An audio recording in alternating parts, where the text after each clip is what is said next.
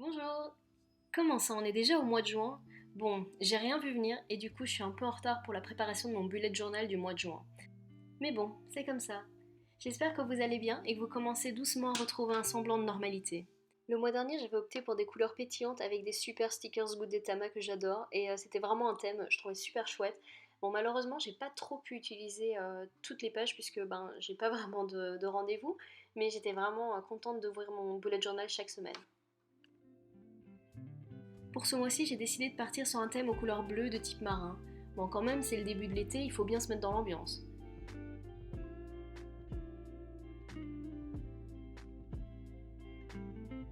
Pour cela, j'ai choisi l'une de mes couleurs préférées de la collection Zebra Midliner. J'ai d'ailleurs fait un article dessus. C'est un joli bleu océan que j'ai assorti avec un washi tape acheté lors de ma première et unique commande passée en 2018 sur AliExpress. Vous allez le voir un petit peu plus tard dans la vidéo. J'ai voulu retenter l'expérience AliExpress récemment et donc j'ai décidé de commander plusieurs stickers pour mon bullet journal. Il devrait arriver d'ici un mois ou deux, donc si ça vous intéresse, je vous les montrerai sur Instagram. Et sinon, le mois de mai il passait vraiment vite. J'ai passé beaucoup de temps en fait à postuler pour des jobs, passer des interviews, préparer notre déménagement, d'ailleurs qui a lieu dans déjà 2 semaines. Donc on a fait beaucoup de cartons et ouais, j'ai fait beaucoup de tri. Après presque 5 ans dans notre appartement actuel, on a vraiment accumulé beaucoup de choses. On s'en rend pas compte en fait quand on habite quelque part. Mais du coup, donc voilà, j'ai fait beaucoup de tri, j'ai donné à des charités, puis j'ai vendu sur eBay Kleinanzeigen, donc c'est un site de petites annonces allemand, ou encore sur Facebook Marketplace que j'avais jamais utilisé avant, mais franchement ça marche pas trop mal.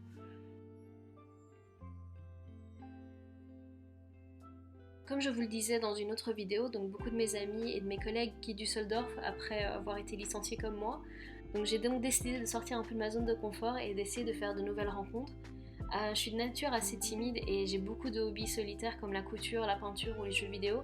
Donc c'est pas vraiment dans ce genre de hobby que je vais rencontrer des gens. C'est pas comme si par exemple je faisais du sport quoi. Donc ouais, c'est vraiment difficile pour moi de rencontrer des gens qui ont les mêmes affinités.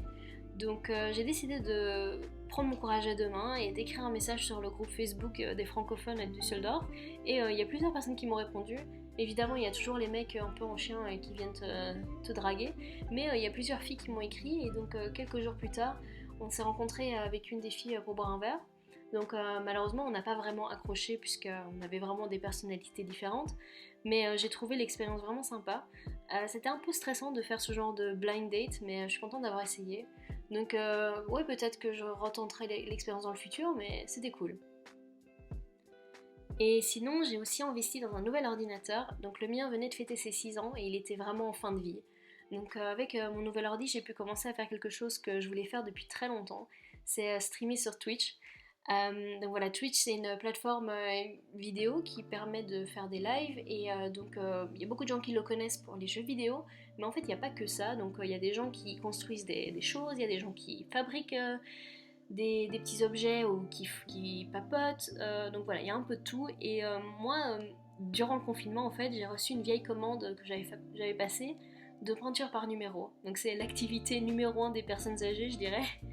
Et en fait, j'avais envie d'une activité créative sans prise de tête. Et il y a une de mes copines qui m'en a parlé.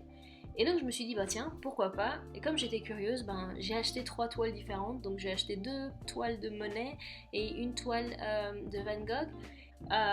C'est assez sympa comme activité. Donc, je stream régulièrement mes séances de peinture. Donc, voilà, j'ai bientôt fini mon tableau de Monet.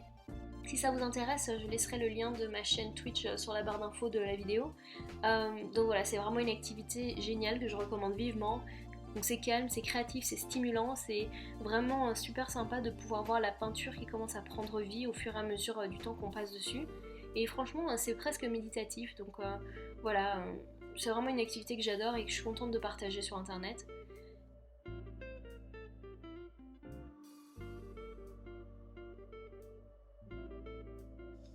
Ah, mais avant de vous quitter, il faut vraiment qu'on parle de ces stickers. Donc, c'est des stickers de décalcomanie. Donc, il suffit en fait de les frotter un petit peu. Vous savez, comme un peu ces tatouages qu'on avait quand on était petit. Donc, il faut les mettre sur le papier, il faut les frotter un petit peu. Et quand on retire le film plastique, en fait, les stickers sont sont incorporés dans la page quoi, et ils sont trop mignons. Donc ça c'est des stickers que j'avais achetés chez Artbox en Corée, avec les petites mascottes de Artbox en fait.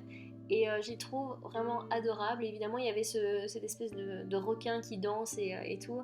Donc voilà, je trouvais que ça tombait bien avec mon thème bleu. Et d'ailleurs, j'ai décidé de rajouter un petit stickers au samedi 20 puisque c'est le jour de mon déménagement et que c'est une journée que j'attends avec impatience. Donc voilà. Donc voilà, c'est vraiment de super jolis stickers et si vous pouvez en trouver peut-être dans des boutiques, des stickers en décalcomanie, voilà, je trouve ça vraiment super.